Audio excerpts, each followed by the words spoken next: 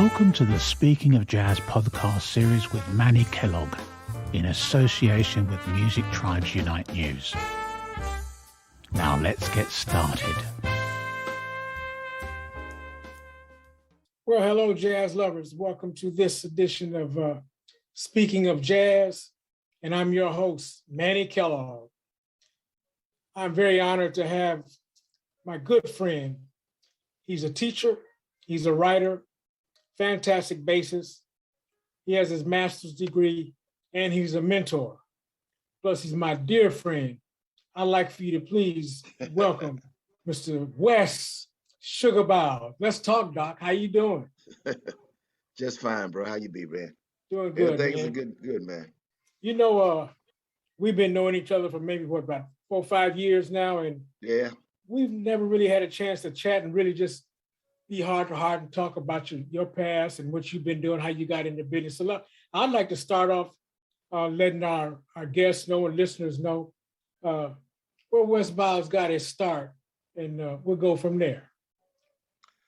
Well, okay. If you're talking about musically, or if you're talking about start in life, I, I got my start in life from my mama, Miss Clara. I'll go for that. Yeah, that's how I got my. So I don't never go past my start in life, and it's been such a wonderful blessing having an excellent family support system. Yeah.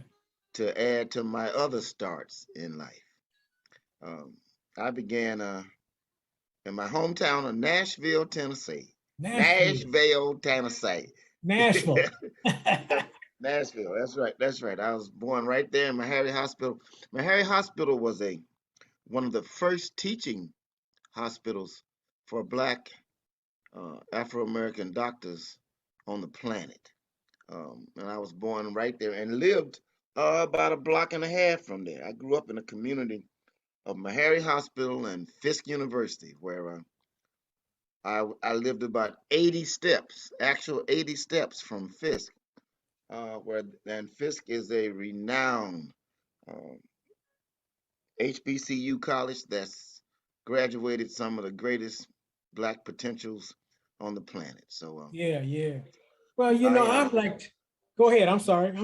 Okay. That was my surroundings for so many cultural experiences and educational experiences that I got. Was the neighborhood I grew up in.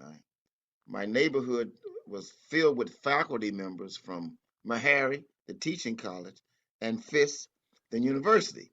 So Okay. all my little jobs was cutting grass, washing windows, waxing floors of many faculty members of those two renowned universities and hospitals, and that definitely encouraged me to go to college. So, because I grew up in that neighborhood. So Yeah, I hear you. Well, on that note, who were some of your most, shall I say, influential people that really kicked you in the butt and made you wanted to study and learn the bass? well, I didn't start out on bass. Uh-oh. I kind of graduated to it. Um, Being in Nashville, I mean probably the two greatest musical programs that came on television in black and white, of course, was Lawrence Welk I remember. and his big band and the Grand Ole Opry. And I would be glued to the television watching Lawrence Welk on Sunday because he was I think he was Polish conductor, had this big band, and I was fascinated with the music they played. And I used to sell papers, newspapers, and my corner was right in front of the Grand Ole Opry. Okay. So I sold newspapers every Saturday night and met every possible star that ever came to the Grand Ole Opry through the musicians' entrance. And that's Okay. where I hung out and sold papers. So I was never really just committed to country and western music. I just liked music. So around the third grade, teacher came to me one day and said, "We got a music teacher, and he needs people for the band, and we got a violin teacher, and he needs people for the violin group." So first I auditioned for the band, and I wanted to play drums. So Oh, I got the band playing drums, and then after I was in uh, the band class, who was taught by uh, Mr. Andrew Goodrich, who was an alto sax player, graduate of Tennessee State University, and just was my real influence that got me loving music. So after about 3 weeks in his class, he asked me one day, he said, "Well, this other guy named Robert Holmes, Bob Holmes, is teaching violin. So why don't you take that too?" So I was in the third grade in the violin class and in the band class. And that's where I really got my real indoctrination into music. very good. Robert Holmes ended up being a trombonist and arranger and keyboard player, and he ended up arranging a lot of the arrangements for Take Six, the musical Okay. group, Yeah. later on. Now, I never really liked him that much because he was a younger teacher, but he was real strict. I loved Andy Goodrich because he was more of a cool dude. Robert Holmes was sort of like an educator, Yeah. but Yeah.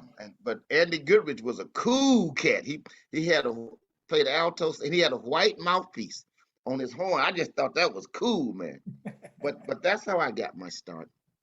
And it wasn't until the eighth grade, playing in the junior high school orchestra, that the music teacher Don Q. Pullins came to me and said, "Wes, this band Booster donated a string bass to the orchestra, and I got to have somebody to play it." And I Hmm. said, "What you looking at me for? I'm a first violin player. What you telling me about it for? I'm glad you got it, but I don't want to carry and play that big thing." So he kept trying to talk me into it and talk me into it and talk me into it, and I just wouldn't have. So one day he came to me, Manny, and said, "Man, let me tell you something, boy. Boy, let me tell you. Let me get you straight." He says, "In any given city, there's hundreds, thousands of violins players, but there's probably only 10 good bass players, and you Hmm. can make money playing bass because you'll be in demand." Yeah. Yeah. I said, "Yeah, that's a."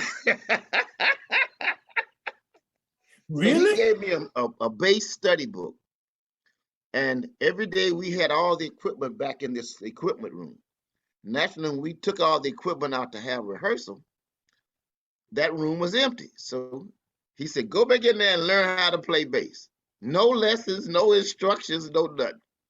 And that's what I did. He said, "When you get ready, come out and tell me you're ready to play in the orchestra." So I stayed back there about 4 or 5 months, Hmm. just me every day. And I came out and said, "Okay, I'm ready to play." And that's been my instrument since. From that day to this day, From you've that been. from that day on, from that day on. And I used to have to carry the bass home. I didn't live that far from, probably about 5, 6, 8 blocks from the junior high school. And so my daddy got me a red wagon from a secondhand store. I think he paid $4 for it. And I tied it down, and every day that's how I went to school, junior high school, and came back home. And that's how I got really introduced to bass playing. And then I started paying attention to bass players on TV. And I Yeah. remember Lawrence Welk, this show had maybe 30 musicians in it, no blacks. All. And one Sunday I looked at it and there was a black bass player. Hmm. I like to die. I like to have an actual conniption. And I said, "Okay, this for me. This instrument is for me." So that's how I got introduced to it. And as a matter of fact, that same teacher, junior high school teacher, played at a local Holiday Inn with his trio. And when I was in the 9th grade, one night he called my house because his bass player got drunk and couldn't make the gig. I had never played a gig in my life. I just read music, classical music at that. And he said, I got to have a bass player. He talked my mother into bringing me to the Holiday Inn and playing that one night. And she stayed there with me. And on the breaks, I had to sit out in the lobby because they served alcohol and you couldn't be in the lounge. And I kept that gig till I graduated from high school. That's a wonderful story, man. We can go on and on with stuff. That's right. So that's how I got. That's the medicine I took to fall in love with bass. And was it like taking casserole? That's right. Did I like it? Man, I had an Aunt Bessie that used to line us up. I thought she was the meanest person on the planet, but you better not spit it out. I hear you, man. So that's how I got introduced to that instrument. And it looked, and I remember people that I started playing with would say, you just look like a bass player. And the more I heard that, the more I fell in love with it. So, and it is a personality instrument. Yeah, it's not for everybody. Yeah. It's not for everybody. So that's how I kind of got, that is how I got married to my bassist. Well, I know one thing, man, you do what you do extremely well. And every time I'm on the bandstand with you, I get nervous. You know, you remind me of Ray Charles. Don't nothing get past Wes Suga Biles' ears at all. And I appreciate you drinking the castor oil. Well, I mean, from being playing other instruments that I also really liked, it just, I believe it created an attention that I developed for all of the music I was playing. I mean, the second alto part, I could hum. We would play a song and I could hum the third trombone parts. I knew if the piccolo player was playing something that the flute players should be playing. I just got attracted to listening to music universally. And as I started gigging, I took that same approach with me. And I live by that today. Fantastic, man. I applaud you, man. And I love your heart, man. Now I know Thank you, brother. This next question is probably a loaded one because I know you've been all around, but who are some of the artists? Talk to us about some of the artists that you worked with and enjoyed traveling with. I know you probably didn't enjoy playing with all of them because we all don't. But talk to us about that. I mean, that's an interesting topic because a lot of musicians, I guess, can't wait to tell you who they played with. Yeah. I mean, it's like a signature of your accomplishments, and I don't really think that's true because what we really do is who did we work with. I very seldom use the words played. I don't play. I played when I was in that room learning the bass. That's when I was playing. But what I do now is work. Big difference. Big difference. And I've worked with many artists on different genres. And it was more the music that I remember than I do the personalities, because some of them are great and some of them are jackasses.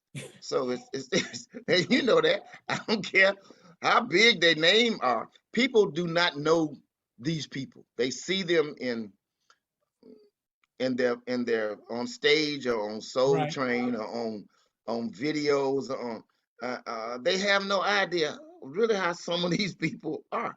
So I use the term, well, who did I work with? Yeah. Okay, you follow me? Because after the job was over, they were over. Yeah, so, and some people I stayed with for a long time. I as far as known artists are concerned, man, our R&B days, I worked with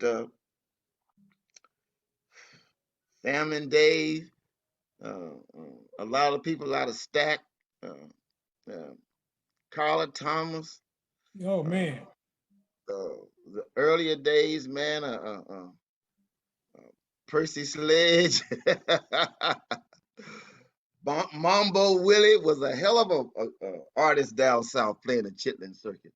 All the way up to Ike and Tina and Gladys and oh man, the Temps and the Natural Four and the Yeah. Jones Girls. That was one of my favorite groups. Curtis Mayfield. Oh man, you name it, you name The list it. can go on. A lot of folks, but it was a job. I mean, it wasn't. Not all of them were my buddies. We didn't hang out. You know, Right. I worked. I went to work, and they were on stage, and I was on stage. We was in the field, and they was in the field. I remember playing this gig with King Floyd. You remember King Yes, Floyd I back do. then? Yes, I do. I had a gig with King Floyd. I could have killed him. Um, we had this gig in Indiana, this big giant club. And I just said, oh, man, I was real young. I said, oh, look at this fabulous place I'm playing. I'm working at. Now look at this fabulous. And when I got in the place, it didn't have a roof on it. It was a building without a roof. Really? And they only had gigs on good weather nights. And I'm going, what? But it was just so, it was just such an experience working with all these different artists, particularly artists of note who I thought was one way and found out they was another way, and you learn how to, how to deal with that. Not everybody, top name artist wanted to know the bass player. Not Right. every top name artist treated you like you was, something other than a star. There were those that were so gracious and so wonderful, and there were those who kind of kept a line between you and them because they were the star. Mm-hmm. And fine with me because it was a job to me. Right. I wasn't right. paid to be liked or to like them. I was paid to play the music. So they And say, that's do what the I gig, did. do the Huh? gig, get paid, That's and right. go home. And go somewhere. Go somewhere. Go somewhere. So it was a great, great, great experience being a working musician, Yeah. not Yeah. a playing musician. Big difference. I hear you, man.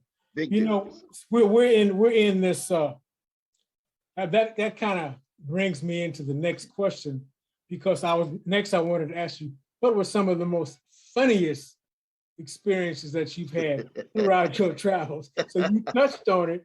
You opened it up. So continue on with some more funny things, man. Well, man, I mean, it was just time after time after time. There was something that just stuck out in your mind. A lot of stuff, times you couldn't believe it, and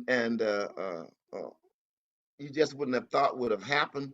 I remember when we were playing in Milwaukee with King Floyd, my man, and Jones Girls were the background singers for his group back then. We played. We had about a 3-week stand, and there was always some arrangements about when was pay night, Ah, okay, and how you got paid, and there were all kind of different configurations of how that worked with different groups. okay. We were there for a 3-week engagement, and the arrangement was uh, the hotel and basic food would be taken care of, and we would get paid the the last night before the last gig. So there was 3 weeks of not getting paid because the deal was of the third week, the last night before, we always gonna meet at a certain designated place, and that's when everybody was gonna get paid. So we all, the whole band, we was in one hotel, the star was in another hotel. Of course, of course. And we met, because we don't never get, no, it didn't work. It ain't like we all on the same floor. No, we down the road, the band was, and the Star was uptown. So Yeah. we met at this particular place to get paid. And when we got there, the guy that was sort of the guy who took care of the business for him came and met us and said, "Well, we got to do this tomorrow because I didn't get a chance to cash the check." So we said, "Okay." So we went all back to the hotel, and when we got back to the hotel, the state troopers was waiting on us. The band, when the band got back to the hotel, it's about 5 big giant state troopers, blonde hair with boots all the way up to the thigh, was waiting on us in the hallway and said we had to get out because our bill hadn't been paid. And we said, "No, that can't be because we working for this Star, and he Yeah. took Yeah. care of all of that." And they said, "Well, y'all got 15 minutes to pack your stuff and get out." Now we had one more gig to play. Okay. So we calling to see how did this happen. And we get down in the lobby, all of our equipment and stuff, and find out that the Star had left town, Oh. gone. And all I had on me was an orange and an apple in my little bag.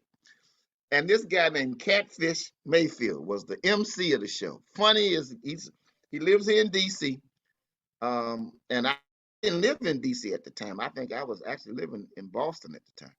And when I came to DC, I just saw him on the street one day. I had an orange and an apple, and we all were going our separate ways trying to get home. And he said, "Man, can I have either the orange or the apple?" I gave him the apple and I kept the orange. Now, 15 years later, I bump into him on the streets of DC. And this guy says, "Wes," and comes over to hug me. I didn't really recognize him. I put my finger, I thought he was going to, and hug me. And it was Catfish Mayfield laughing and thinking about that time we got stranded. And I shared with him the 2 pieces of food I had in my life, an orange and an apple. So I mean, it's all kind of hilarious things can happen when you're on the road, man. You Man, have a good time, and but you're out there doing this thing called music, and yeah. there's a whole nother lifestyle that you experience while you're on the road playing these gigs. I mean, it's just incredible, and you get accustomed to what works and what doesn't work. Mhm. So from that point on, I never took any gigs that the arrangements was you only gonna get paid the day before the gig is over. Day before the gig is over, they gone. They go, they go, they go, and your money, and that was just that was just one funny situation. Yeah. Most Yeah. times the business is handled quite well, and everybody does it very professionally. But you stay out there long enough, you'll find out You'll be drinking some your day Castrol. coming, your day coming. You have your dose of Castrol. That's right, man. So I learned my lesson then, but that's how it My, worked. my next question is, man, and he's fantastic.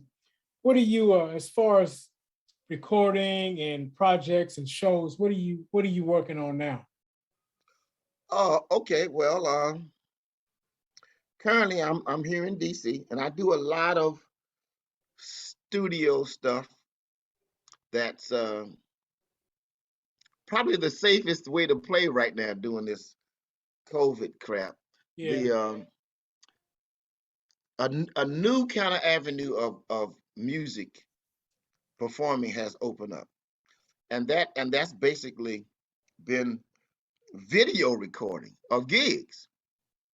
What a lot of organizations do now, because um, there's a limit on people getting together, is that bands and musical groups put together shows on video and basically sell them to potential audiences that want to present their music through streaming to their constituents. So I'm doing, and that's a new thing. I mean, that's, you generally when a group wanted to have a band, you perform live. Yeah. Now you go to a studio, a video room, video a concert, and it can be streamed to, let's say, a sorority or a fraternity or a religious group. Let's say they're doing Pastors Appreciation Day.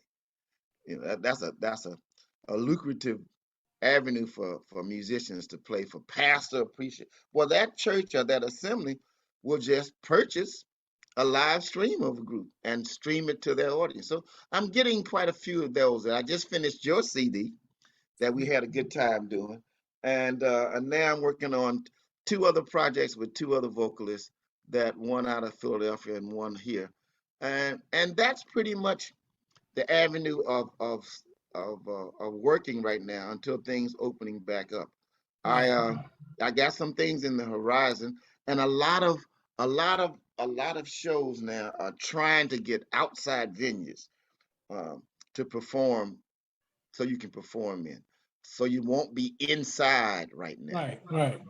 doing a lot of things. So I got a couple of shows coming up. I'm doing Ain't Misbehaving coming up out in Idaho, and that's going to be at a an amphitheater that's outside that holds 2,500 guests. So that's getting a lot more attention Yeah. nowadays, those Yeah. kind of Yeah. things. And a And when lot of the local, people are yeah, not all enclosed. that's right, that's right. Yeah. So it's a, I mean, and that's just the way things are, and it's not going to go back to the way things were. There's going to be a new stroke to this performing thing until it gets a lot safer. So it's Yeah. and Well, performing outside is a totally different thing. it sure is. It sure Totally is. different thing. Totally Whole new different thing. thing outside. Whole new thing. Whole new Yeah. thing. Sound wise, production wise. I mean, you can do festivals here and there, but to do that primarily, it changes the stroke a little bit. But that's how it's going to be until things kind of ease up.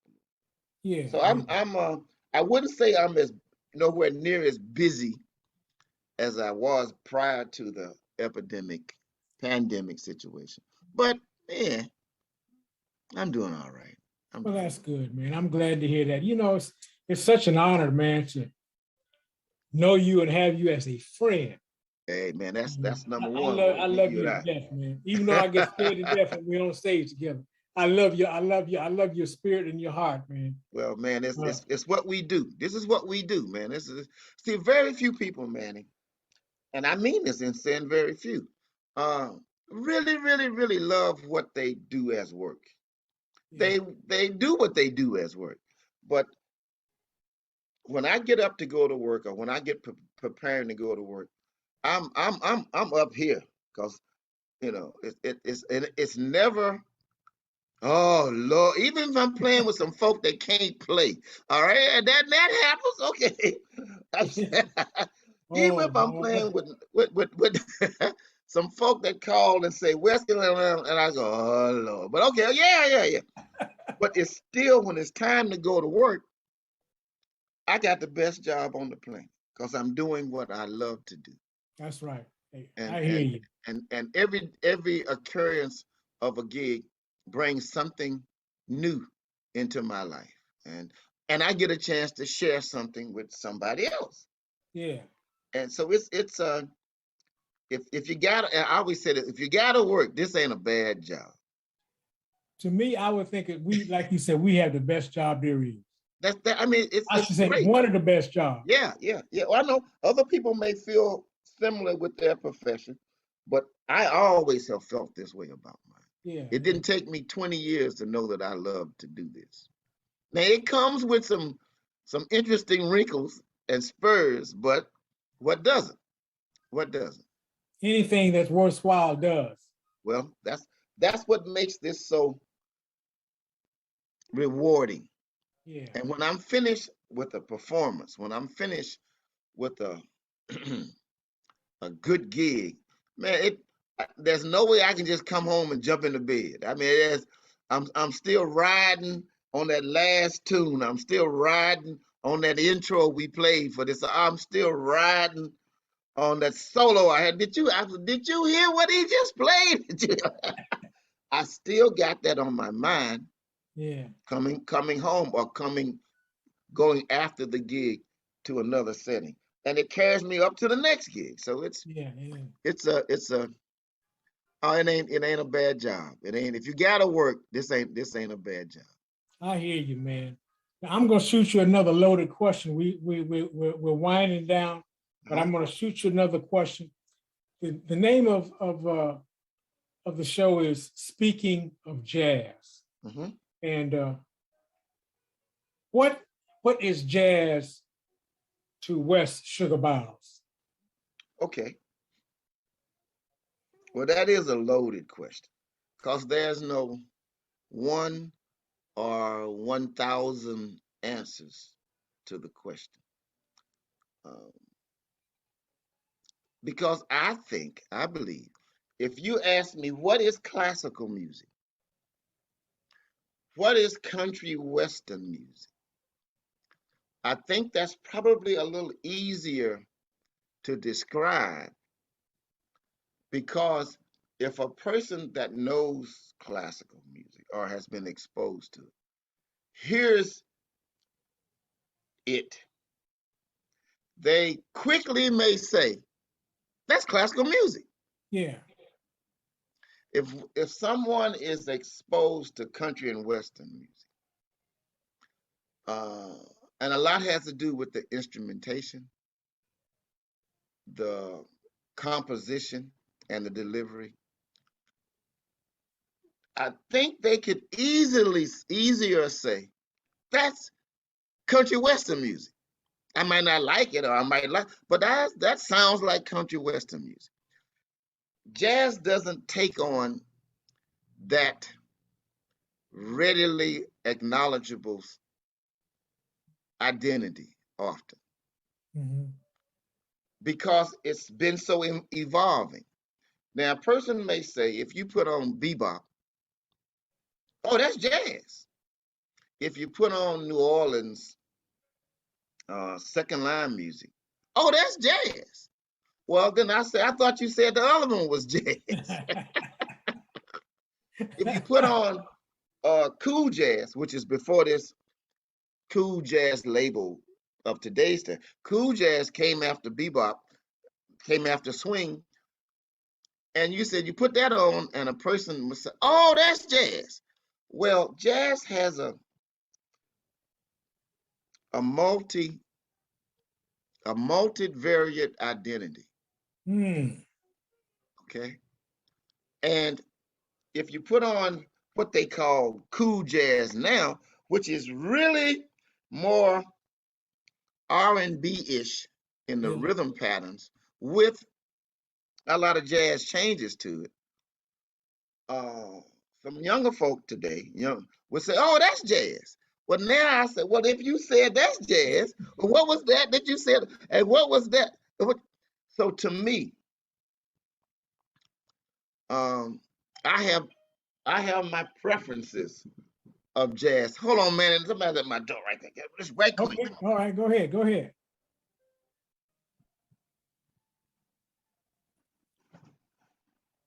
Again, my friends, I have the incomparable, fantastic, the wonderful Mr. Wes Sugar Biles, who is my guest today. And he's coming back to It talk was about some more stuff. Wes Sugar the Biles. FedEx man, the FedEx man. And you can't leave nothing on your porch. If it's out there, you better get it. Right then. Yes, You sir. better get it. So if you look at what I think is jazz, my my definition has evolved through the years. And now I'm more concerned with how do you preserve jazz more so than how do you define it. So how do you preserve jazz? With whatever style that you're accustomed to identifying. That's the challenge now. Mhm. Because I think with the lack of venues, facilities to perform jazz in, they're dwindling clear across the country and clear across the world. Europe and out of the United States professes to have quite a few more avenues to perform jazz in. That's what I hear, but uh, I don't know. But I Yeah. know in America, in the U.S., the jazz spots per se. And why is that so? Why is there a lessening of venues? Why, if jazz is so great, why aren't they building 1, 2, 5 places every year? Yeah. Well, you follow what I'm saying? I That follow. that's that. So jazz is so varied now that I think it's getting maybe harmed because it's not as structured as it once was. And it shouldn't be. That's what makes it jazz. It's not, and people go, well, it's playing free. It's writing free. Free ain't got nothing to do with it. Yeah, I agree with you. It ain't got nothing to do with free. It's it's jazz has so many different forms to listen to, so many different forms to perform and learn that all of us, quite a few of us jazz players say, we'll never learn all of this. You got that right. Oh man, I've been playing for 50 years and I ain't learned, and you're not, that's what makes jazz so interesting. It expands, it continually expands. Yeah. Now, when I was playing more classical music and structured music, there was only one way to play this piece. Nobody was interested in your interpretations of section 89 through 165. You played what was written. Now, classical musicians enjoy that as much as I enjoy what I do. I understand it. But so if you pretty much pick somebody from 1750 to listen to a classical piece that was written in 1740, it's going to sound just like it sounded in 2022. Yeah. Not one note has changed.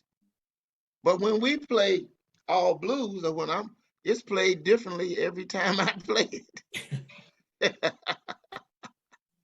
Even if you just played it the set before. Oh, but that's right. If somebody asks for it again in the same night, it ain't gonna come out like it came out the first time. Nor should it, because it's jazz. Yeah, yeah. It's I know it's how we interpret it, but like you say, it's not gonna be the same. And So it's not supposed to be the same. it's not, and that's why it's, to me, a challenge to describe or to define. Yeah. Because if you make a milkshake, if I go to Wendy's and get a vanilla milkshake, it's gonna be the same next week because it's a vanilla milkshake. It's gonna be the same next year. Yeah, yeah. And that's what I want. I want that vanilla milkshake. But if you ask me about jazz, it already changed before you got out the door with it. And that's and that's just that's what makes it to jazz aficionados so wonderful. It Yeah. is what it is today. It might not be and probably won't be what it was yesterday. Or day And after that makes tomorrow. tomorrow. Yeah, yeah. Yeah. And that's good to me. That's good. You mentioned a little while ago about the project you did Yeah. with me. And this is the CD that Wes Suga Biles played on Manny Kellough and Friends. Speaking of jazz, East to West Coast, and you talking about some bass playing going on. My man know how to swing. He puts the S in the swing. And I want to thank you for working with me on this, my man. Well, thank you for having me, my brother. I'm very proud of that project.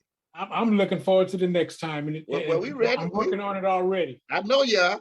I know y'all, and And I polishing my shoes and got my bass strings all shined up and ready to go, man. Ready to Fantastic. go. I appreciate it, brother. My last question to you, and I hate to say we cut it loose, but we're gonna answer one last question, and I know you're busy. You can stay busy. What advice can you give to, or should I say that you give to your young students? How do you mentor them? What do you tell them to keep them encouraged? You're my mentor. What would you tell me? What would you say to us? Well, my answer to that, and I have worked on this response for 40 years, particularly with younger aspiring musicians. And it's not a musical advice, because I think the musical advice comes from continuing to sharpen your pencil and Yeah. and improve your craft. That's that's that's that's the musical advice that anybody can get in pursuing a profession. Sharpen your pencil. The advice I give my kids is strictly on a social basis. And that comes with be careful with your options. Okay.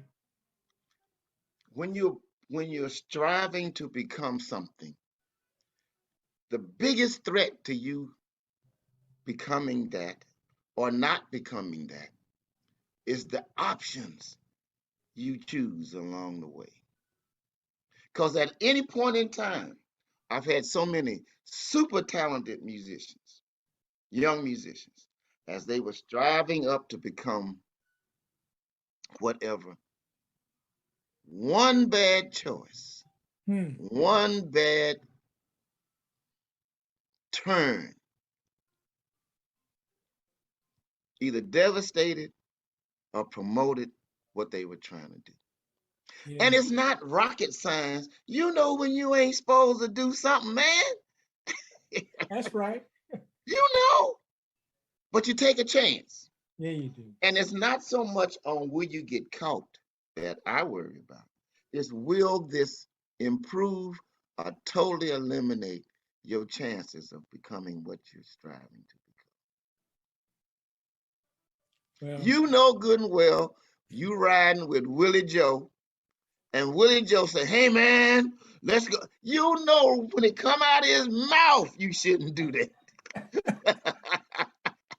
You know it. you already know what kind of person Willie Joe is. You already know Willie Joe. you you know the kind of bad choices he already has made. Yeah, yeah. And all he needs to wreck your life is on that night you don't have the guts, or you don't have the will, or you don't have the direction to say, man, pull the car over, man, let me out of this. Yeah, Let me yeah. out of here. Oh, I'm not gonna do that to that teacher. Well, I'm not gonna holler that out. I'm not gonna talk to that girl that way. Options. Yeah. When you want to be great at something, you don't lessen your chances by making poor decisions and taking bad options. Because you know you shouldn't do it. Right, right. You'll get away with it, maybe. Maybe.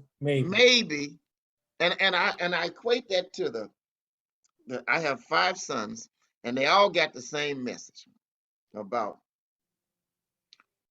sex and things related to.